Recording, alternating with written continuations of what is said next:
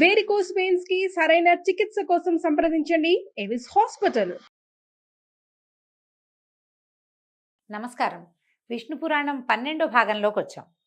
అయితే ఇలా పాషండుడితో మాట్లాడే వచ్చే పాపానికి రూపంగా ఓ కథ చెప్తాను వినమని పరాశర మహర్షి మైత్రేయుడికి ఓ కథ చెప్తున్నారు. ఏమిటో చూద్దాం అది. శతధనుడనే రాజు ధర్మ పద్ధతిగా ప్రజల్ని పాలిస్తూ యజ్ఞాలు చేస్తూ ఉండేవాడట. అతని భార్య పేరు శైబ్య. కైత్వం ఇచ్చారండి. శైబ్య పతిని దేవుడిగా భావిస్తూ పరిచర్య చేస్తూ సాధ్వీరత్నంగా పేరు పొందింది.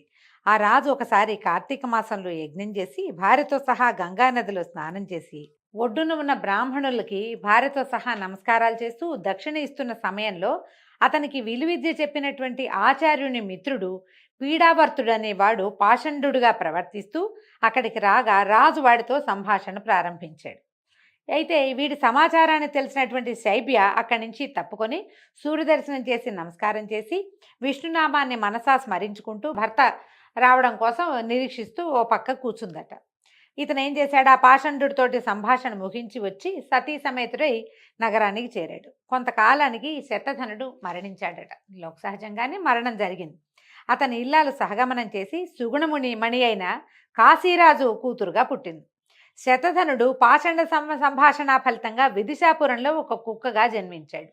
ఇది ఇట్లా జరుగుతుందంటే ఆ కాలంలో జరిగి ఉండొచ్చండి. కృతయుగం నాటి కథలు కదా ఇవి. అయితే కాశీరాజు పుత్రిక తొలి జన్మ తెలివి కలదై, అంటే ఈ శైబ్య కాశీరాజు కూతురుగా పుట్టింది కదా, ఆమెకి తన ముందు జన్మ గురించిన అవగాహన ఉంది. అందుకని ఈవిడ ఏం చేసింది, తొలి జన్మ తెలివి కలిగిందై తన భర్త ఎక్కడ పుట్టాడోనని ఆలోచించి విదిశా నగరంలో సునక జన్మ ఎత్తాడని తెలిసి విచారించిందట. ఆమెకు పెళ్లి చేయాలని తండ్రి ఆలోచిస్తుంటే ఆ పెళ్లికి ఇష్టపడక విదిశా నగరానికి వెళ్ళి ఆ కుక్కని గుర్తించి చాలా విచారించింది. అంటే తన భర్త కుక్కగా పుట్టాడని బాధపడుతోంది అమ్మడు పాపం. ఎంతో విచారించి ఒకనాటి రాత్రి ఆ కుక్క దగ్గరికి వెళ్ళి చేతులు జోడించి, మీ వంటి పుణ్యాత్ముడు పాషండుడితో సంభాషణ వల్ల ఇలాంటి దౌర్భాగ్యపు జన్మ ఎత్తవలసి వచ్చింది. దైవఘటన తప్పదు కదా మహాత్మా, పూర్వజన్మ జ్ఞానం లేక ఇలా ఉండటం తగదు. ఇక ఈ నీ శరీరం విడిచిపెట్టి నేను నీ ముందు పుట్టుకలో నీ భార్యను అని చెప్పేసరికల్లా ఆ కుక్క ఏం చేసినట్ట నిరాహారిగా ఉండి కొన్నాళ్ళకి తనుత్యాగం చేసి కోలాహల పర్వతం దగ్గర నక్కగా పుట్టిందట. ఆ విషయం తెలిసిన ఈ భార్య అయ్యుడున్నారు కదా శైబ్య, కాశీరాజు కుమార్తె, ఇక అక్కడికి వెళ్ళి ఆ కుక్కతో ఏం చెప్పిందో అవే మాటలు చెప్పిందట ఈ నక్కకు కూడా. ఈ పుణ్యకాంత వాక్ప్రభావం వల్ల ఒక నక్క కొన్నాళ్ళు నిట్రుపవాసం చేసి, అంటే ఇక తిండి లేదు అలాగే ఉండిపోయిందనమాట. శరీరం విడిచి ఒక అడవిలో తోడేలుగా పుట్టింది. మళ్ళీ కాశీరాజు కూతురు వెళ్ళి బోధించేదట, నీ ముందు జన్మలో నువ్వు ఇది, అంతకుముందు అది, అంతకుముందు రాజుగా ఉన్నావు, అప్పుడు నేను నీ భార్యని, నాయన ఈ జీవితాన్ని వదిలిపెట్టేసేయి, ఇదేం జన్మ అని చెప్పేసరికల్లా తోడేలు మళ్ళీ మరణించిందట. తోడేలుగా చచ్చి కోతిగాను, ఆ తర్వాత కొంగగాను, ఆ తర్వాత నెమలిగాను పుట్టి వేటగాళ్ల చేతికి చిక్కి కానుకగా కాశీరాజు అంతఃపురానికి చేరిందట. ఇన్ని జన్మలు తిరిగింది. వాటివి చిన్న చిన్న జన్మలు కదా, మానవ జన్మ పెద్దది. అయితే ఈ రాజపుత్రి తన భర్తని గుర్తించింది, పూర్వ జన్మలో భర్తను గుర్తించి ఆనందంగా తనతో పాటు అట్టి పెట్టుకుంది, సాదరంగా పెంచుకుందిట. అలా ఉండగా జనక చక్రవర్తి ఒకసారి గంగా తీరాన అశ్వమేధ యాగం చేసి గంగాజలాల్లో అవభృత స్నానం చేస్తూ ఉండగా ఈ కాశీరాజు పుత్రిక నెమలితో సహా తీసుకుని వెళ్ళి నెమలిని తీసుకుపోయి ఆ గంగా నదిలో మునిగిందట. మునిగేసరికి ఈ నెమలి మరణించి జనక చక్రవర్తి కుమారుడుగా పుట్టింది. రాజపుత్రి ఆనందంగా కాశీకి వెళ్ళిపోయింది. కొంతకాలం కాగా రాజకుమారి పెళ్లి నిశ్చయించి స్వయంవరం సాటించగా ఎక్కడెక్కడ ఉన్న రాజకుమారులు కాశీనగరానికి వచ్చారట. వస్తే సభలో అందరూ ఆసీనులై ఉండగా కాశీరాజ పుత్రిక అతన్ని గుర్తించి జనకనందనుని వరించి అతని ఇల్లాలై చిరకాలం హాయిగా జీవితం గడిపింది. జనకనందనుడు తొలి పుట్టుక తెలివి కలిగిన వాడై ధర్మ ప్రవర్తనుడై చల్లగా ప్రజలను పాలించి చివరికి కాంతా సమేతుడై తనుత్యాగం చేసి విష్ణు సాయుధ్యాన్ని పొందాడు అని పాషండ సంభాషణ వల్ల వచ్చే పాపము, అశ్వమేధ యాగం నందు అవభృత స్నానం యొక్క విశేషము, పతివ్రత పుణ్యాశయము, ఈ 3 విషయాల్ని పరాశరుడు శిష్యునకు వివరించి వినిపించాడు. అయితే ఈ కథ వినంగానే మనకు ఒక పెద్ద అనుమానం వస్తుందండి. కాశీరాజు కూతురుగా పుట్టిన ఆవిడకి వివాహం నిశ్చయమయ్యే సమయానికంటే ఏ 12 సంవత్సరాల వయసులోనూ ఆవిడ తెలుసుకుంటే ఆమె భర్త అప్పటికి కుక్కగా పుట్టాడు, తర్వాత నక్కగా పుట్టాడు, తర్వాత తోడేలుగా పుట్టాడు, తర్వాత కోతి, తర్వాత నెమలి, 5 జన్మలెత్తి ఆ తర్వాత రాజకుమారుడిగా పుడితే అతను కుమారుడుగా ఉంటాడు. ఈవిడ ప్రౌఢగా పెద్దదైపోతుంది కదా అని అనుమానం వస్తుంది. అప్పట్లో ఈ వయసు నియమాలు కొంచెం తక్కువగా ఉండేవనుకుంటానండి. పైగా వీళ్ళేమిటో వందల సంవత్సరాలు, వేల సంవత్సరాలు జీవించి ఉండేవాళ్ళు. ఆ కాలంలో జీవన ప్రమాణాలు చాలా పెద్దవి. ఈ పెద్ద పెద్ద జీవన ప్రమాణాల్లో ఈ ఈ వయసుల్లో తేడా ఉన్న ఈ 150 సంవత్సరాలు పెద్ద లెక్క అయి ఉండవు. కాబట్టి ఈ కథని ఇట్లా సరిపెట్టుకుందాం మనం. మైత్రేయ ఇంకా నీకేం వినాలనుంది అడుగని పరాశరుడు అడిగేసరికి మైత్రేయుడు అడుగుతున్నాడు.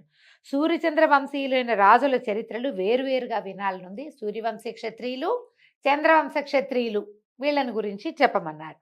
అనేసరికల్లా ఆయన వాళ్ళ గురించి వింటే వంశాభివృద్ధి తర్వాత పుణ్యము కలుగుతాయి నాయన, చాలా మంచి చరిత్రలు అని చెప్పాడు.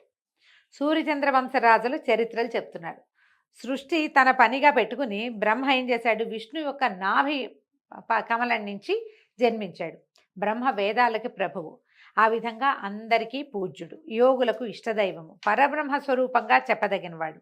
ఆ బ్రహ్మ యొక్క కుడి బొటన వేలి నుంచి దక్ష ప్రజాపతి పుట్టాడు. అతని కూతురు అదితి, ఆమె కశ్యపుని యొక్క భార్య అయింది. ఆ దంపతులకు జన్మించిన వాడు దివ్య తేజశాలి అయినటువంటి సూర్యుడు. సూర్యుని భార్య విశ్వకర్మ కూతురు అయినటువంటి సౌమ్య. ఆ వైవస్వతునకు తర్వాత ఆ దంపతులకి కుమారుడు వైవస్వతుడు. ప్రస్తుతము 7వ మనువుగా ప్రసిద్ధుడుగా ఉన్నాడు. ఆ వైవస్వతునకు 90 కొడుకులు, 9 మందట. వీళ్ళలో ఎవరెవరు, ఇక్ష్వాకువు, నృగుడు, దృష్టుడు, శర్యాతి, నరిష్యంతుడు, నాభాగుడు, దిష్టుడు, కరూషుడు, పృషధ్రుడు అని వీళ్ళ పేర్లట. వీళ్ళతోటి ఈ పేర్లతోటి వివిధ ద్వీపాలతోటి ఉన్నటువంటి ఈ భూమండలాన్ని వీళ్ళు తమ తమ పేర్లతోటే పరిపాలించారు. చాలా ద్వీపాలు ఉన్నాయి. మనం చెప్పుకుంటాం కదా జంబూ ద్వీపం అని. మనం విష్ణుమూర్తి శ్వేత ద్వీపంలో ఉంటాడంటారు. ఇట్లా ప్రత్యేకంగా చెప్తారు. ఈ ద్వీపాలతో కలిసి ఉన్నటువంటి వసుంధర అనే మన భూమిని వీళ్ళు పరిపాలించేవాళ్ళట. వైవస్వతుడు భాగ్యరాశి అయిన సంతానం కలగాలని సంకల్పించి మైత్రావరుణల గురించి పుత్రకామేష్టి చేశాడట. దాంట్లో ఏమైంది, హోమ సంబంధమైన విధి సరిగ్గా జరగక పుత్రునకు బదులుగా పుత్రిక కలిగింది. ఆ బిడ్డ పేరు ఇళ. ఇది మనం ఊర్వశి పురూరవ సంవాదం అని ఒక కథ చెప్పుకున్నామండి, మన ఛానల్లో ఉంటుంది. ఇది ఊర్వశి పురూరవ సంవాద సూక్తం అనే పేరుతోటి కనపడుతుంది. ఆ కథ ఈ ఇలాదేవి కథ అన్నమాట. ఆ మంత్రం చేసేటప్పుడు, యజ్ఞం చేసేటప్పుడు భార్యాభర్తలిద్దరూ చెరొక సంకల్పము చేశారు. ఆయన పుత్రుడు కావాలని, ఆమె పుత్రిక కావాలని. వాళ్ళకి పుత్రిక జన్మించింది. తర్వాత ఇలా జరిగింది ఏమిటి అని వీళ్ళు పరమేశ్వరుని ప్రార్థిస్తే ఆయన మళ్ళీ పుత్రుడు కావాలన్న సంకల్పంతో యజ్ఞం చేయమంటే ఈ పుత్రికే పుత్రుడిగా మారిపోయిందట. ఆ బిడ్డ మిత్రావర్ణుల అనుగ్రహం వల్ల మగవాడుగా మారి సుద్యుమ్నుడనే పేరుతోటి పెరుగుతూ యవనమదం చేత ఎవరిని లక్ష్య పెట్టక పరపురుషులు ప్రవేశించరాని గౌరీవనంలో విహారానికి వెళ్ళింది. అంతట శంకరుడు కోపించి మునపట్లాగా స్త్రీ అయిపోమని శపించాడు. చిన్న చిన్న కథల్లో తేడాలు ఉన్నాయండి, కానీ సుద్యుమ్నుడే మళ్ళీ ఇలాగా మారిపోయాడనమాట. అలా స్త్రీ అయినటువంటి ఇలాదేవి చంద్రనందనుడైన బుధుని ఆశ్రమంలో విహరించడానికి వెళ్ళింది. ఆమెను చూసి బుధుడు మోహించాడు. ఇలా అలాగే ఇళ కూడా బుధుని శృంగార చేష్టలు చూసి ఆయన శృంగార చేష్టలు చేస్తూ ప్రదర్శించి వలచి వరపించి దరిచేరింది. ఆయనతో పాటు కలిసి ఉందన్నమాట. బుధుడితో ఇలా కలిసి ఉండేది. తర్వాత వాళ్ళకి ఒక కుమారుడు కలిగాడు. ఈ కలిగిన కుమారుడే పురూరవుడు. అయితే ఈ వనంలో ఉన్నటువంటి ఋషులు గ్రహించి వైష్ణవ అనే యజ్ఞం చేసి ఈ ఇళాదేవిని మళ్ళీ పురుషుడిగా మార్చేశాడు. పేరు సుద్యుమ్నుడే. ఈ మార్పు తెలిసినటువంటి వశిష్ఠుడు మనువుకి బోధపరిచి నగరానికి సుద్యుమ్నుడిని రప్పించి పట్టాభిషేకం చేశారు. సుద్యుమ్నుడు రాజసుఖాలు అనుభవిస్తూ ఉత్తరుడు, గయుడు, విదురుడు అనే 3 కొడుకులకి తండ్రి అయ్యాడు. కానీ శాస్త్రం ప్రకారం సమయానుసారంగా మొట్టమొదట తనకి జన్మించినటువంటి పురూరవుడికే పట్టం కట్టాడు. పురూరవుడే ఇక్కడ రాజ్యానికి రాజయ్యాడు. మనువు యొక్క కొడుకుల్లో పృషదుడనేవాడు గురుహత్య చేసి ఆ పాప ఫలంగా శూద్రుడైపోయాడట. వాని పుత్రపౌత్రాదులంతా శూద్రులుగానే తరలిపోయారు, అలాగే అయిపోయారు. తర్వాత కరూసునికి చాలామంది కుమారులు సత్యపాలకులు, గుణవంతులు, బుద్ధిమంతులుగా ఉండి కరూసులుగా వాళ్ళు ప్రసిద్ధి పొందారు. వాళ్ళు వేరే రాజ్యంలో ఉన్నారనమాట. తర్వాత ఆయన కొడుకు నాభాగుడు అనే ఆయన ఇంకొకడు. ఈయన భూమండలాన్నంతా ఏలిన సుప్రసిద్ధుడైన ప్రభు అట. ఇతను నాభాగుని కొడుకు బలంధనుడు. అతనికి వత్సప్రీతికేమో ఉదారకీర్తి, ఉదారకీర్తికి ప్రాంశు ప్రజాపతి, ఆయనకి ఖనిత్రుడు, అతనికి క్షుపుడు, క్షుపునకు వింసుడు, అతనికి ఖనిత్రుడు, అతనికి అతివిభూతి, అతివిభూతికి కరంధముడు, అతనికి అవేక్షి, అవేక్షికి మరుత్తుడు కుమారులుగా జన్మించారు. ఎంతమంది పేర్లు చెప్పాను చూడండి. తర్వాత తర్వాత తరాలలో చివరికి మరుత్తుడు అనేవాడు పుట్టాడు. ఈ మరుత్తుడు అనేవాడు సామాన్యుడు కాదట, చాలా గట్టివాడు. ఇంద్రుణ్ణి మించినటువంటి బలవంతుడు, గుణవంతుడు, పైగా ఈ మనువంశానికి మంచి పేరు తెచ్చినటువంటి లోకమాన్యమైన చరిత్ర కలిగినవాడు. భూమండలం మొత్తాన్ని పరిపాలించినటువంటి ప్రతాప శౌర్యమూర్తి. అయితే ఈయన ఏం చేశాడట, ఒకసారి అశ్వమేధ యాగం చేశాడట. అది చేయటానికి నిర్మించిన యజ్ఞశాల బంగారపు మయమట, మొత్తం అంతా బంగారంతో నిర్మించారు. సోమపానం చేయటానికి అమరావతి నుంచి ఇంద్రుడు తన వాళ్ళందరితో అష్టదిక్పాలకులతోటి వాళ్ళందరినీ వెంట పెట్టుకుని వచ్చి ఇక్కడ అన్ని పనులు కూడా చేశారట. వాళ్ళు యజ్ఞం అయిన తర్వాత దేవతలందరికీ మోయలేనంత బంగారాన్ని ఇచ్చారట. అసలు ఆ యజ్ఞకర్త యజ్ఞం చేసిన వాడిని అన్ని లోకాలు స్తుతించినట, ఎంత అద్భుతంగా చేశాడు అని ఈ మరుత్తుని చాలా గొప్పగా మెచ్చుకున్నారు. అంత గొప్పవాడైన మరుత్తుడికి అరిష్యంతుడు అనే కుమారుడు కలిగాడు. అతని కుమారుడు దముడు. మళ్ళీ వచ్చినాయండి బోలెడన్ని పేర్లు. దముని కొడుకేమో రాజవర్ధనుడు, రాజవర్ధుని కొడుకు సుధృతి, సుధృతి కుమారుడు నరుడు, నరుడి కొడుకు కేరళుడు. ఆ కేరళుడి ప్రభుత్వం వల్లే భూమి మీద అత్యంత ఆకుపచ్చగా ఉండే ప్రాంతంగా పేరు పొందినటువంటి కేరళ దేశం వెలిసిందట. ఆయన విపరీతంగా ప్రపంచం నుంచి ఎక్కడికి వెళ్తే అక్కడి నుంచి మొక్కలు తీసుకొచ్చి పెట్టుకున్నాడు. అందుకని అక్కడ ఆకుపచ్చగా ఉంటుంది, మనం ఎక్కువ చెప్పుకుంటాం కదా. అయితే ఈ కేరళుని యొక్క కుమారుడు బంధుమంతుడు, వాని కొడుకు వేగవంతుడు, వాని కొడుకు బుధుడు, బుధుడి కొడుకు తృణబిందుడు.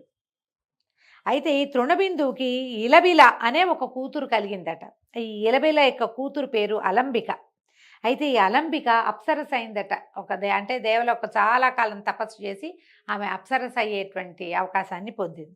తృణబిందుడు అలంబికను పరిగ్రహిస్తే వాడి కొడుకై పుట్టినవాడు విశాలుడు. ఆమె ఏంటంటే అప్సరస అయిందంటే ఇక మనవరాలు వరస లేదనమాట, ఆమెకి దేవయోనిగా మారిపోయింది.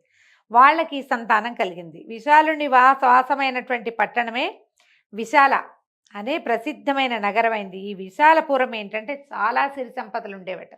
వీళ్ళంతా ఎప్పటికప్పుడు యజ్ఞాలు, యాగాలు, హోమాలు చేస్తూ దేవతల్ని సంతోషపెట్టి వారి నుంచి విపరీతమైన సిరి సంపదల్ని పొందారట. ఇక వీళ్ళ సంతానం వరుసగా ఎన్ని పేర్లోనండి. విశాలుని కొడుకు హేమచంద్రుడు, అతని కొడుకు చంద్రుడు, అతని కొడుకు ధూమ్రాశ్వుడు, అతని కొడుకు సృంజయుడు, అతని కొడుకు సహదేవుడు, తర్వాత గుణాశ్వుడు, తర్వాత సోమదత్తుడు. ఇట్లా అయితే ఈ సోమదత్తుడు కూడా 10 అశ్వమేధాలు చేసేట. ఒక అశ్వమేధ యాగం చేయటానికే సంవత్సరాలు పడుతుంది. అలాంటిది అతని జీవిత కాలంలో 10 అశ్వమేధాలు చేశాడు. ఎంత నిర్విఘ్నంగా, ఏ అశ్వమేధము ఎక్కడా ఆగలేదట. అంత శక్తిశాలి అతను, అంత పరాక్రమవంతుడు, అంత ధనవంతుడు కూడా. అయితే ఎంతో అద్భుతంగా చేశాడట. ఆ రాజు యొక్క కుమారుడు జనమేజయుడు. వాళ్ళు ఏం చేశారంటే ఈ విశాల నగరంలో ఎంత అత్యద్భుతమైన పరిపాలన చేశారు. సిరి సంపదలు, బలపరాక్రమాలు, పరువు ప్రతిష్టలు కలిగిన వాళ్ళే నీతి నియమాలతో పరిపాలన చేసి చరిత్రలో ప్రసిద్ధులయ్యారు. దీని తర్వాత మనుసూతుడైనటువంటి సంయాతి కూతురు సుకన్య ఆమె పేరు. అయితే ఆ బుద్ధిమంత్రాలు చ్యవనుడు అనే మునికి భార్య అయిందట. మనకి సుకన్య కథ తెలుసు. సుకన్య కథ కూడా ఈ సుమన్ టీవీ ఛానల్లో కనపడుతుందండి, మీకు చాలా ప్రత్యేకమైన కథగా కనిపిస్తుంది. ఇతను సంయాతి కుమారుడి పేరు ఆవర్తుడట. వాడు పరమ ధార్మికుడు. అతని సూతుడే రేవంతుడు. అతను కుశస్థలి అనే నగరంలో ఉండి రాజ్యపాలన చేశాడు. ఈయనకి 100 మంది కుమారులు ఉన్నారట. పెద్దవాడి పేరు కకుద్మి అట పేరు. అయితే కకుద్మి కూతురు రేవతి. అయితే ఏమైంది, ఆ రూపురేఖలు ఆమె ఎంత సౌందర్యవతోట, మహాద్భుత సౌందర్యవతి. ఆయనకి తన కూతురు యొక్క అతిశయ సౌందర్య వైభవాన్ని చూసి, అయ్యో ఇంత చక్కటి పిల్లకి తగిన వరుడు ఎట్లా లభిస్తాడు అని చెప్పి ఆ పిల్లని వెంబడబెట్టుకుని సృష్టికర్త అయిన బ్రహ్మని అడుగుతానని బ్రహ్మలోకాలకు వెళ్ళాడట. ఈ వెళ్తూ ఉంటే ఏమైంది, బ్రహ్మ ఆ సమయానికి హాహాహూహులు అనేటువంటి గంధర్వుల పాట వింటున్నాడట. ఈ హాహాహూహు పేరుతోటి విశ్వనాథ్ సత్యనారాయణ గారిది ఒక నావెల్ ఉందండి, చిన్న పుస్తకం, చాలా బాగుంటుంది. వీళ్ళు ఏంటంటే గంధర్వులు, అద్భుతమైన గాయకులట. అసలు వాళ్ళు వాయించేవి ఎలాంటి ఇన్స్ట్రుమెంట్నైనా వాయిస్తారట. వాళ్ళ సంగీతం వింటున్నాడు. ఈ చేసేదేమీ లేక ఈ కకుద్మి కూడా కూతుర్ని పక్కన కూర్చోబెట్టుకుని ఆ సంగీతం వింటూ కూర్చున్నాడు. ఆ సంగీతం అంతా పూర్తయ్యాక ఈయన బ్రహ్మ దగ్గరికి వెళ్ళి తన కూతురుని చూపించి, దేవా ఇది నా కూతురు, దీని పేరు రేవతి, దీనికి వరుణ్ణి సృష్టించి ఎక్కడుంచావు? సృష్టించే ఉంటావు. మామూలుగా ఒక పిల్ల పుట్టిందంటే దాని భర్త దానికంటే ముందే పుడతాడని కదా మనకు లోక సామెతగా చెప్పుకుంటాము. అయితే ఆ కుర్రవాడు ఎక్కడున్నాడు, ఈ పిల్లకి తగిన వరుడు అని అడిగితే ఈయన అన్నాడు, బ్రహ్మదేవుడు నీ ఉద్దేశం ఏంటి? భూమి మీద ఎంతోరో రాజకుమారులు ఉన్నారు కదా, వాళ్ళలో నువ్వు ఎవరికి ఇవ్వాలనుకుంటున్నావు చెప్పు, నీ ఉద్దేశం ఏమిటో అని అడిగేసరికల్లా ఈయన ఎవరెవరి పేర్లో చెప్పాడట. అయితే బ్రహ్మదేవుడు నవ్వేట, రాజా నేను చెప్పేది విను, నువ్వు చెప్పే రాజులే కాదు వాళ్ళ కొడుకులు మనవలు కూడా కాలగర్భాన కలిసిపోయారు నాయన, యుగాలు దొర్లిపోయాయి, కలియుగం కూడా వచ్చేస్తోంది, నీ కొడుకులు మనవలు నీ మంత్రులు సామంతులు ప్రజలు వాళ్ళ బంధువులు అందరూ కూడా భూలోకంలోకి నుంచి వెళ్ళిపోయారు, కాబట్టి ఇప్పుడు నీ కూతుర్ని వెంబడి పెట్టుకుని భూలోకానికి వెళ్ళు, భూమికి వెళ్ళి అన్యోన్యము ఇష్టపడిన రీతితో ఏ వాడికైనా ఇచ్చి పెళ్లి జరిపించు, ఎవరికైనా ఇవ్వనైనా తీసుకెళ్ళు పిల్లని, ఈ పిల్ల ఎవరిని చూసి ఇష్టపడుతుందో వాడు కూడా ఇష్టపడితే అన్యోన్యము ఇష్టపడితే పెళ్లి చేయొచ్చు అనేసరికల్లా కకుద్మి ఆశ్చర్యపోయేట. బ్రహ్మ మాటలు విని, దేవా ఆశ్చర్యంగా ఉంది, నాకు నీ సన్నిధిలో ఉన్నాను కాబట్టి నాకు భూలోక వార్తలు తెలియలేదు, మరి ఇప్పుడు ప్రస్తుతం ఉన్న వాళ్ళలో భూమి మీద ఉన్న వాళ్ళలో వాళ్ళు ఎవరి సంగతులు నాకు తెలియవు కదా, నా కూతురికి సరిపడే వరుడు ఎవరో కొంచెం తెలియజేయి, నా మాట మన్నించిన ఆయన అని బతిమలాడుకున్నాడు. బతిమలాడితే బ్రహ్మ ఒక్క నిమిషం తల వంచి ధ్యానించి ఆనందంగా చేతులు జోడించి ఇట్లా అన్నట్ట, రాజా నీ పుత్రికి తగిన వరుడున్నాడు, లోకరక్షణ లక్ష్యంగా విష్ణువు ఇలలో అవతరించాడు, ఆ లోకనాథుని మహాత్మ్యం చెప్తాను విను. ఈ కథ ఎంత మలుపు తిరుగుతుందోనండి. కేశవుని తమోగుణం భూభారాన్ని భరిస్తుంది, ఏదో ఒక మూర్తిగా ఈ భూభారం వహిస్తూ ఉంటుంది కేశవుని యొక్క తమోమూర్తి, అలాగే జగత్ప్రళయాన్ని కూడా కలిగిస్తుంది. ప్రస్తుతం ధరణిలో భూభారాన్ని హరించటానికి అవతరించింది ఆ తమోగుణం పేరు రాముడు.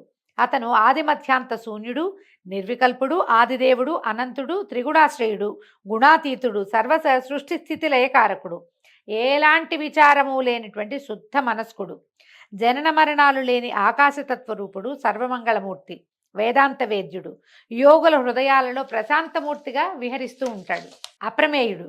ఇలాంటి వాడు అని చెప్పడానికి సాధ్యం కాని మహిమ కలిగిన వాడు ఆ రాముడు యదువంశంలో అవతరించాడు. ఆ రాముడు ప్రస్తుతపు పేరు బలభద్రుడు, నీలాంబరుడు, నాగలి రోకలి ఆయుధాలుగా కలిగిన వాడు ఆ యదుకుల రత్నము. నీ పుత్రికి తగిన వరుడు ఆయన విష్ణుదేవుడు, నీ కూతురు విష్ణుమాయ యొక్క శక్తి, కాబట్టి వీళ్ళిద్దరిని దంపతులను చేయటం అన్ని విధాల సముచితమైన సత్కార్యం నాయన. ఒకప్పుడు నీ పాలనలో ఉన్నటువంటి అమరావతి కన్నా మిన్నగా ఎన్నదగిన కుశస్థలపురము ఇప్పుడు ద్వారవతి పేరుతోటి యాదవ రాజధానిగా ఉంది. ద్వారకా నగరం గురించి చెప్తున్నారు. దాంట్లో యదివృష్టి భోజాంధకులు సేవిస్తూ ఉండగా ఉన్న బలరామునికి నీ కూతుర్ని అప్పచెప్పు అని చెప్పంగానే ఈయన నమస్కారం చేసి పంపించాడు. ఈ కూతురితో భూలోకానికి వచ్చి చూశాడు. అప్పుడు నరులంతా, వీళ్ళేమో ముందు యుగం వాళ్ళు కదా, చాలా పెద్ద పెద్ద పర్సనాలిటీస్ అన్నమాట, చాలా పెద్ద ఆకారం కలిగిన వాళ్ళు. నరులు పొట్టిగా దుర్బలంగా స్వార్థం కోసం పాటుపడుతూ మూర్ఖంగా ఉండటం చూశాడట. అయితే అలా వెళ్ళి ద్వారకలో ప్రవేశించాడు. ప్రవేశిస్తే శుద్ధ స్ఫటిక సంకాశుడు, శీరపాణి, దివ్యతేజో విరాజమానుడు అయి ఉన్న బలరామును చూసి స్వవిషయం చెప్పి మన్ననగా మాట్లాడి, కూతుర్ని బాబుకు బ్రహ్మదేవుడు నీకు అప్పచెప్పమన్నాడు తండ్రి అని అప్పచెప్పేసరికల్లా ఈవిడ ఏం చేశాట బలరాముడు, ఆమె ఇంత పొడుగ్గా ఉందట, బలరాముడి కంటే చాలా పొడుగట రేవతీదేవి.